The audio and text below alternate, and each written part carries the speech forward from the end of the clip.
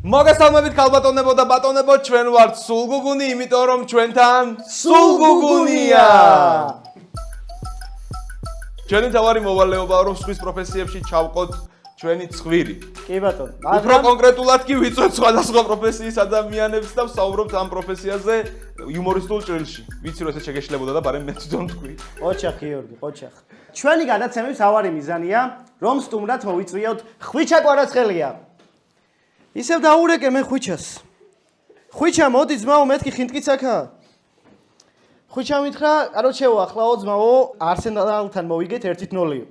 ეხა სახში გვაქვს, თამაშიო, მაგასთანაც მოვიგებ და კაროჩე, აი იტყუება რა, მე მგონი ეს კაცი რა. ატყუებს მე მგონი ეს კაცი. ხო, რა ნორმალური მიზეზი მაინც გითხარი, ხო, რო არ მოდიხარ. ხო. ხო წაიკითხე შენ კომენტარები. კომენტარებს გადავხედე და ვიღაცები წერდნენ რომ თქვენი გადაცემა ძალიან გავს სატელევიზიო გადაცემასო რა. ეს YouTube-იაო, ჩვენი YouTube community ვართო და ისეთ გადაცემას უყურებთ, სადაც მეტად გახსნილები არიან ადამიანები, უფრო თავისუფლად ლაპარაკობენ, უფრო თავისუფლად იქცევიანო. გაიგე შე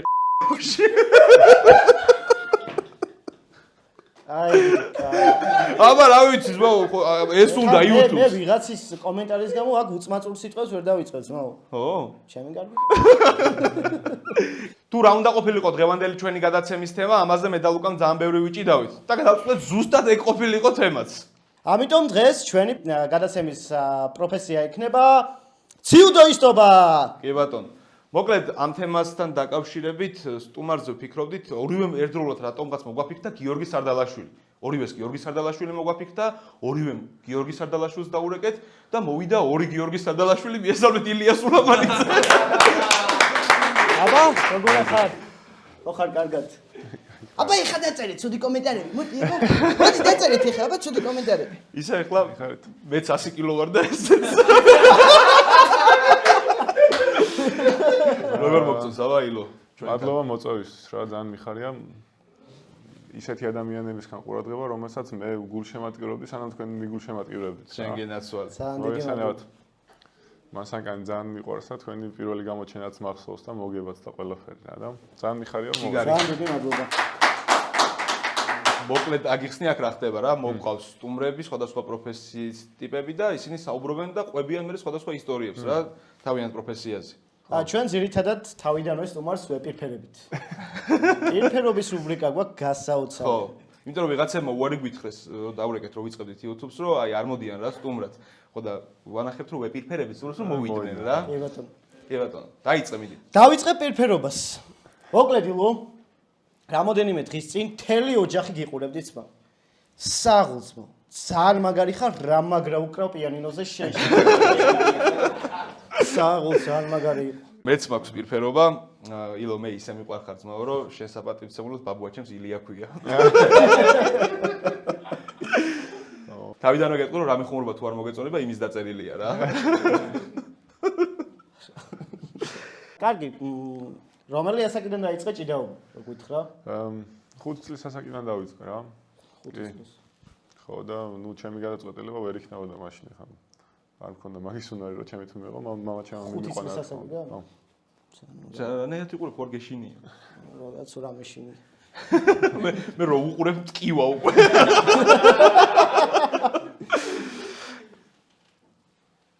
პროტეინები. ხო ისე ილო დღეში რამდენ საათს უთმობ ხოლმე ვარჯიშს? თქვენ თუ ეხლა მე უნდა მოგანდაოთ ჩემი პროფესია არ ვიტყვი ნამდვილი ციფრს, იმიტომ რომ არ ამგონია მოგინდეთ რა, ძალიან ბევრს ვარჯიშობთ, დაახლოებით 5-6 საათი რა. 6 საათი დღეში. კი ბატონო. მე მგონი ჯობია რომ ესე რა თქმა გავხდეთ. ისევ ასე ვიჯდით. ხო ისე ვაკიდეთ. ჯობია ხომრობის. კი ბატონო. ისე ოდესე თუ უთქვამს შენთვის წამერთ გვერდზე. არა ხო? და ის მაინც თუ უთქვამთ რომ აი შენ მაგარი ხარ ძმაო, მაგრამ აი ჩემი მეზობელი კოჩაა, კოჩასთან შანსი არ აქვს. არა, ძირითადად ყველას გააზრებული აქვს რა. ეგრე არის. ისე დღის რეჟიმი, როგორც წე განახსენე, ძალიან ისეთი არა, რთულია. ალბათ ადრე იძინებ, ადრე იღვიძებ, აი როგორ როცა ვემზადებით ხოლმე და ნუ შედის ისეთ ფაზაში, რომ უკვე მაქსიმალურად უნდა დავიტვირთოთ, დილას სამჯერადო ვარჯიშები გვაქვს ხოლმე რა. დილას წარმოედგინე 8 საათს დგები, ვარჯიშობ 1 საათი. მერე ჭამ, იძინებ, კიდე იღვიძებ ვარჯიშობ 11 საათზე. ჭამ, იძინებ, იღვიძებ, კიდე ვარჯიში და ესე ცოტა რთული გზაში მოდიოდა ვარჯიშობდა. მოდიოდი. სხვათა შორის მე ილიაზე გავარკვიე ყველაფერი და ძალიან მშვიდი და გაწონასწორებული ადამიანი არის. აი, რა ვიცი, YouTube გადაცემაში თუ სადმე მივიდა, თუ ვინმე არ მოეწონა გიორგი, არაფერს არ იტყვის, უბრალოდ გაიღიმებს. ღმერთო დალოცე ეს აგრესია. რას გაუკეთა შესავალი სიტყვა უნდა. არა, მართლა ძალიან მშვიდი ვარ, ძალიან რთულია რომ რაღაც ნერვები მომიშალოს ვინმე რა. ხო? კი, მართლა. ხო, ის მუსიკასთანაც ახლოს ხარ, ხო? კი. აი, ვარჯიშის დროს რას უსმენ ხოლმე, მაინტერესებს. ვარჯიშის დროს სამოტივაციო მუსიკა, ზირთად ქართული რეპერტუარი მაქვს ხოლმე ჩართული რა. და ისე შეჯიბრის დროს რა იციან ხოლმე, აბა რას უსმენ და შეჯიბრის დროს რას უსმენ სამოტივაციოდ, მაგრამ ზირთად არ თორ ხოლმე არაფერს, იმიტომ რომ მოტივაცია მანამდე გაქვს, სანამ უსმენ. და უკვე როცა გადიხარ და გიწევს იქ უკვე მუსიკები აღარ არის და ესე რომ ვთქვათ, საერთოდ არ უსმენ არაფერს რა. აი, მაგის ბრალია მე რომ ვარჯიშობ რაღაცებს უსმენ და ალბათ არ ვარჯიშის დროს კაია რა, შეჯიბზე რა. ვარჯიშის დროს რას უსმენ ხოლმე? მასივარდით შენ მე დორგიკონი. სხვათა შორის ახლა ვარჯიში არ უსმენ, მაგრამ მეგრული სიმღერები და ზოგადად მეგრული მუსიკა ძალიან მომწონს რა. ძალიან ტკბილი და ნაზია ჩემთვის და დასვენების პერიოდში უსმენ ხოლმე რა. და თვითონ სამოტივაციოდ რომელი მუსიკა არის, აი ყველაზე ისეთი რომ მოგხდობს ადამიანს. ნუ ძირითადად სადაც უფრო მეტი ბასებია რა, ახლა კონკრეტულად ვერ ვიტყვი, მაგრამ არის რაღაც სპეციალურად შერჩეული მუსიკები მაგისთვის ახლა. მე რო ვარჯიშობდი დიდონ ჩხეიძეს უსმენდი და მართლა უღოდ. ზაგაი. ისა მეგობრებო გთხოვთ რომ გამოიწეროთ ჩვენი არხი, არ გამოიწერთ და თქვენია ჯუბერს. ჯიუდო თუ ჯუდო ხო თუ ჯუდოა ხო ის ორიგინალი რა ჯიუდო არის რუსული და მაგრამ ისე არის ხა ჩვენთან ეს გამჯდარი ჯიუდო თვითონ სახელი ჯიუდო არ მგონია რა შეცვალა ჯიუდოისტი ანუ არა ხო ჯუდოკა ხო ჯუდო ისე აი ფეხბურთში არის ხოლმე როცა წარმატებას ვერ აღწევენ მენისკი აბრალებენ რა ჩვენთანაც ვერია ხო რას აბრალებთ არა ეგრე ხშირად ხან ტრამვებს აბრალებ ხოლმე ერთი შემხვდა რომ მეც ჯიუდოისტი ვიყავიო და რას დააბრალა რომ ჩემთვის რომ ვინმეს ეთქვა რომ სიგარეტი ცუდი არისო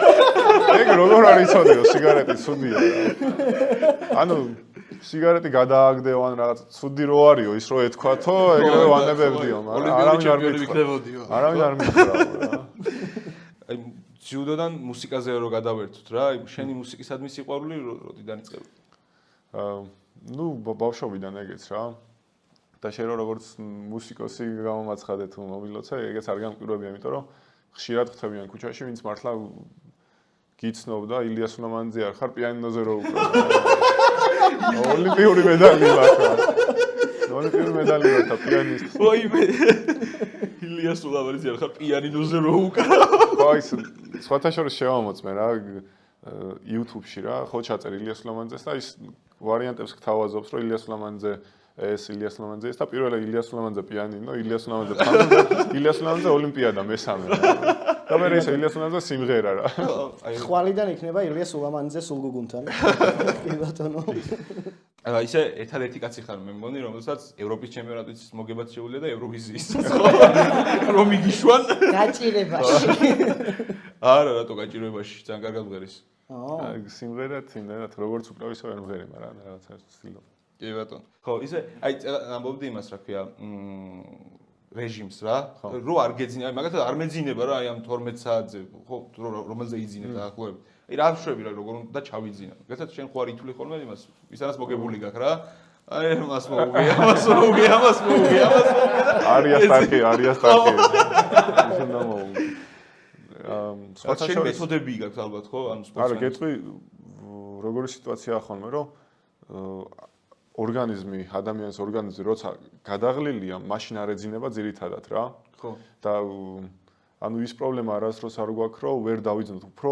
შუა ღამის დროს ისეთ შფოთვებში, სტრესში ვართ ხოლმე რა, რომ ეგ არ რთული და მაგ დროს თემა ის არის, რომ ვერაფერს ვერ აკეთებ, გადაღლილი ხარ და მაგით ხვდები, რომ ვარჯიშს უნდა მოუკლო რა. ძალიან ბევრი ისეთ ტიპთან გაქვს რა, მოგებული, რომ აი ჩემპიონები, ოლიმპიური ჩემპიონები, აი თუ გაიხსენებ ტოპ 5 ისეთ ჯუდოკას, რომელთანაც ყველაზე მეტად გაგიჭირდა და რომლებიც ყველაზე მაგრები არიან შენს მერე, იმიტომ რომ შენ მოუგე. კი, ბევრი იყო ეგეთი რა, მაგრამ რო გავიხსენო, ხა არას არ ვაქცევდი რაღაც იმეებს რა, რეგალიებს, ყურადღებას რა, მარტო მოწინააღმდეგისთვის განუწყობადი ხოლმე და რა, პირველი რო თქვა, იქნება ალბათ პალეკი არის ერთ ჩეხი ძიუდოისტი რა. წარმოიდგინე ძიმე წონაში ჯერ, ძიმე წონაში მოიგო ევროპა მსოფლიო ოლიმპიადა. რა ეგ არის როგორი რაღაცა იცი, ანუ საქართველოში ერთ ადამიანს აქვს ევროპა მსოფლიო ოლიმპიადა მოგებული შავდათუაშოს რა. ევროპა მსოფლიო ოლიმპიადა მოიგო, მერე ჩამოვიდა 100 კილოგრამის წარმოიქო მოიგო და 100 კილოგრამშიც ევროპა მსოფლიო ოლიმპიადა მოიგო რა. და შემხვდა მე. და მე შევძელი და დავამარცხე რა ერთი სიტყვით რა. ხო. ეგ არის ყველაზე ძლიერი? ყველაზე ტიტულოვანი, ესე ვიტყოდი რა, ვინც დავამარცხე. მეორე იქნებოდა ალბათ ოლიმპიური ჩემპიონი იაპონელი, ვოლფი. ძალიან ძლიერი იაპონელია პირველ რიგში და მე ოლიმპიური ჩემპიონი და მსოფლიო ჩემპიონი თან. მესამე იქნებოდა ალბათ ზელიმკოცოევ ბოლოს რო მოუგე ევროპაზე წარმოიდგინე ერთ წელიწადში მოიგო ევროპა მსოფლიო და ოლიმპიადა რა ის ოლიმპიადა მართალია მე მოვაგებინე მაგრამ ძალიან ძლიერი ძიუდოისტია და ძალიან ბევრი მედლები აქვს რა ნუ მეოთხე და მეხუთე ხა სახელები არც მახსოვს არის იყვნენ ხო მეოთხე შეიძლება მსოფლიო ჩემპიონი იყო ეხლა ბოლოს ადამიანი არამანი რუსეთის სახელით გამოდიოდა და მსოფლიო ჩემპიონი ძალიან ძლიერი ძიუდოისტი და აი ძალიან გამიჭირდა რამის დამარცხება, მაგრამ შევძელი და მეხუთე იყოს კანიკოვსკი არის ერთი რუსი ძიუდოისტი რა ბავშვობიდან ერთად მოვდივართ და ხან მეუგებ ხანის ხან მეხანის და ერთ-ერთი ანგარის გასაწევი ძალა ეგ არის რა და ეგ ხუთი იყოს. კი ბატონო. აი ის ოლიმპიადა რო გავიხსენოთ რა. აი ხა 100-დან 100-ვეს ხო უეჭველი მოიგებდი? აი ხა რო კი. აი რატო რა მოხდა? რაღაცა ის იყო რა, არასწორი გათვლა რა, ეს მე რასაც ფიქრობდი რომ გამოვიდო და იმ მომენტში რაღაც ფიზიკურად ხელი ამისდა და სამწუხაროდ ჩავარდი რა. იმიტომ რომ ვიხსენებ ზუსტად მახსოვს ის მომენტები და არანაირი გათიშვა ან რაღაც ემოციურად საერთოდ არაფერს არ განვიცდიდი რა. უბრალოდ რაღაცა ისე ჩემ გონებაში როგორც მეგონა რომ მოხდებოდა, ისე ვერ მოხდა რა და ეგ იყო რა. მართლა ძვირადღირებული გაკვეთილი კი მივიღე რა. მაგრამ შემდეგში ეხა ფაქტია ზუსტად ბოლო წამებში როცა ვიგე. ხო, კი და ეხა ბოლო წამებში ის გამოცდილება ისე მეხმარება რომ საერთოდ არ ამგონია რომ ეგეთი შემოწმება მეორედ დაუშვა რა. როა წამი რომ არის ვაიმე ეხლა არ ქნა ის. არა. თუ ეგეც არის, მაგრამ ეგ ფიქრები კი არა, პირიქით რა უკვე ორგანიზმი ისე ხო ხთა მიმხელა გამოცდილება იყო რომ ორგანიზმა იცის რა და როგორ რა. 2028-შია ეხა ოლიმპიადა, ხო? ხო. აი მანამდე რა გეგმები გაქვს ოლიმპიადის მოგება ვიცით რომ უეჭველი არის რომ დაწუნებულიც ვართ მაგაში. ნუ ევროპა და მსოფლიო არის დიდი შეჯიბრებები რა რაც უნდა მოვიგოთ და უფრო ეხლა მსოფლიოს უმიზნებთ რა. მსოფლიო არის ოლიმპიადის მერე ყველაზე მნიშვნელოვანი. ანუ ეხლა შენ ევროპის ჩემპიონი ხო ხარ? მსოფლიოს მედალი მაქვს და მსოფლიო უნდა მოვიგოთ. მსოფლიო უნდა მოიგო და მე ოლიმპიადას რომ მოიგებ, ესე იგი მეორე ჯუდოკა იქნები ლაშა შავდათუაშვილის. კი ბატონო რა ეს სამივე არც მართალია ლაშა ბექაურია უფრო ტიტულოვანი რა, იმიტომ რომ ორჯერ ოლიმპიადა არავის არ აქვს მოგებული, მაგრამ ლაშას მსოფლიო არ აქვს მოგებული რა, ევროპა და ოლიმპიადა აქვს. და შავდათუაშვილია ისეთ, ვისაც სამივე აქვს რა. ხო. ანუ ყველაზე მეტი შანსი ხა შენ გაქვს ხო, რომ ეგ სამივე არა, ყველა შანსი. ჩემზე მეტი შანსი აქვს მაგალითად ტატო გრიგალაშვილს სოფლიოს მოგებული აქვს ევროპაც და ოლიმპიადაც დარჩა, ხო? საკლია, ხო? მაგრამ სარდალაშვილს მაგალითად ევროპა და მსოფლიო აქვს მოგებული და ოლიმპიადაზე დარჩა. და ესე ვთქვათ, ყველა ახლოსაა რა ისეთ ნაკრები ვართ, რომ ჯერ პირველი რომ არავის არ გაუკვირდება, სამივე რომ მოიგოს რომელიმე და მეორე ყველას აქვს შანსი რა, ძალიან. ისე რაღაც პონჩი თავდება ნენელა რა ჩვენი გადაცემა და არ მოდუნდე ბოლო წუთზე რო იცი ხო? ბოლო წამებზე. ბოლო წამი მითხარი. აი ეხლა მაგალითად ჩვენ ვეძებთ პროფესიებს რა, რა შეიძლება გამოვიდეს ჩვენგან რა, იმიტომ რომ ძალიან მეც ვიყავი სხვადასხვა სპორტსმენი. დასგეფიცები ვიყავი ძმა. დავისაჯებ ჯერა. ფეხბურთზე დავდიოდი. არა. სიგარეტი რო ცუდი იყო არ გიქნა. დალევა რო ცუდი იყო. ხო, აი, ეხლა რო დავიწყო ვარჯიში რა, რომ მოვიხოდე ცოტა. ასე არა. მეგობრებო, დღეს ისეთი ადამიანი მყავდა გადაცემაში სტუმრად, რომ ჩემი ხუმრობებისგან თავი შევიკავე. აი ასეთი ხუმრობებისგან თავი შევიკავე. კი ბატონო. და ბოლო კითხვა ელია. გამოვა თუ არა ჩვენგან ძიუდოისტები? კი ან არა? არა. არ გამოვა ჩვენგან ძიუდოისტები, ჩვენ შემდეგ გადაცემაში სხვა პროფესიით დაგიბრუნდებით. ჩვენი სტუმარი იყო ილია სულამანიძე.